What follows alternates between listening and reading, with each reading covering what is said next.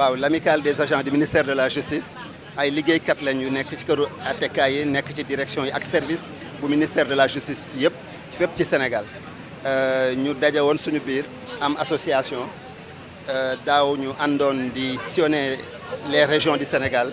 certaines régions pour waxtaanee lépp loo xamante ni wàllu justice la yaatal yaxanal di wax askan bi lan mooy seen ak seen yelleef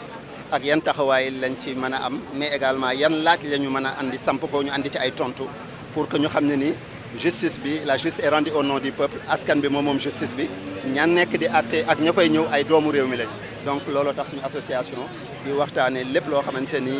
ci wàllu kayitu juddu la ci wàllu acte de naissance acte de décès mais également di waxtaanee également wàllu suuf ci réew mi donc conflit ci mën a am yëpp. Voilà, donc nous commençons à Tivaouane pour la deuxième étape. Donc lundi, nous sommes Tivaouane, mardi, nous sommes Kaolack, dem nañu aussi Gossas, dem nañu Fatick, biig ñu ngi woon Mbour, démb ñu ngi woon Mbour, tey ñoo ngi Thiès.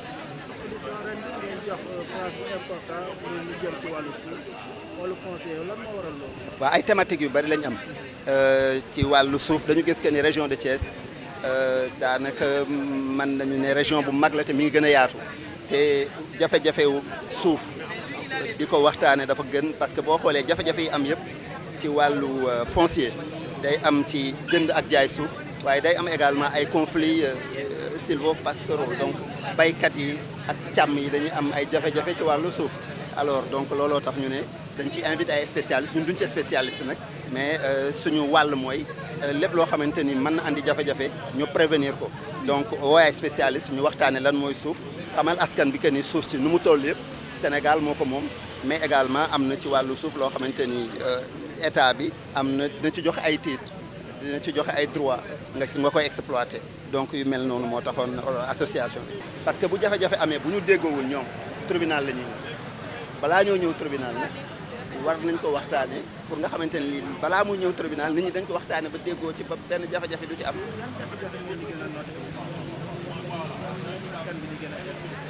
am na ñoo xamante ni ci wàllu jënd suuf ñi dañuy am suuf ba pare bàyyi ko fa ay at nekkoo fa jàpp ni yow sa suuf def nga fa say pneu wala def nga fa say brique nga ne suuf si mi ngi foofu pour yow parce que délibéré ak les communes day andi jafe-jafe les communes parce que bu ñu la joxee délibération mën nañ la may peut-être 2 ans pour nga ñëw valoriser terrain bi voilà bu dee ci àll bi la également baykat yi mën nañu am jafe-jafe ak sàmmkat yi loolu nag wax dëgg yàlla ñun mënuñu ko xam directement parce que nekkul ñun ci këru attekaay lañ nekk waaw ñun daal ay yaatal ak yaxanal kese la ñuy andi. waaw xam nga wàllu kayit moom xam nga document bu ñu scanné le document il est physique déjà léegi bu ñu ko scanné bu fekkee ni document bi jaar na fi mu war a jaar yi bu ñu ko scanné xanaa peut-être pour yombal la yow nga nekk peut-être Dakar jënd suuf man ma nekk Thiès nga jaay ma. am ku la fi représenté yooyu bu fekkee am na buñ ci déggowul man ak yow tribunal la ñuy dem ku nekk génn ay documents physiques am su boobaa dinañ xam wax dëgg yàlla lan moo ci yombali mais aujourd'hui on est à l'heure de la dématérialisation donc il faut que ñu xam ni nag wax dëgg yàlla ci wàllu suuf gaa ñi dañ ci il faut que ñu yaatal ko tey ba nga xamante ni boo xoolee casier judiciaire ñu dem ci dématérialisation donc adduna bi tey mënatul dellu ginnaaw quand même. C'est avec un immense honneur et un réel plaisir que je prends la parole aujourd'hui à l'occasion de l'ouverture de cette étape des journées du justiciable consacrée à la ville de Thiès. Permettez-moi tout d'abord de souhaiter la bienvenue à tout un et à chacune d'entre vous et de vous remercier de votre présence qui témoigne l'intérêt que portez sur une question essentielle pour nos concitoyens qui est le droit foncier, lotissement et accès à la propriété. Comment accompagner les habitants de Thiès face aux mutations urbaines? Cette thématique revêt d'une importance particulière dans une ville comme Thiès, deuxième agglomération du Sénégal, carrefour économique, ferroviaire et industriel historique. Thiès connaît depuis plusieurs années une croissance urbaine rapide qui transforme profondément son paysage et son organisation. Cette dynamique porteuse d'opportunités soulève également de nombreuses préoccupations liées à l'accès à la terre, à la sécurisation des droits fonciers, au lotissement de succession et aux procédures d'immatriculation. Chaque jour, de nombreux citoyens se retrouvent confrontés à des situations complexes, contestation de parcelles, conflits familiaux portant sur des terres non titrées, difficulté à comprendre la valeur juridique des différents actes fonciers ou encore inquiétude face au réaménagement urbain. Face à ces réalités, l'information juridique apparaît comme le premier rempart contre l'insécurité foncière et les conflits. C'est précisément pour répondre à ces préoccupations que nous nous sommes réunis aujourd'hui. Cette journée se veut un espace d'écoute, de dialogue, d'information et de sensibilisation qui permettra aux populations de mieux comprendre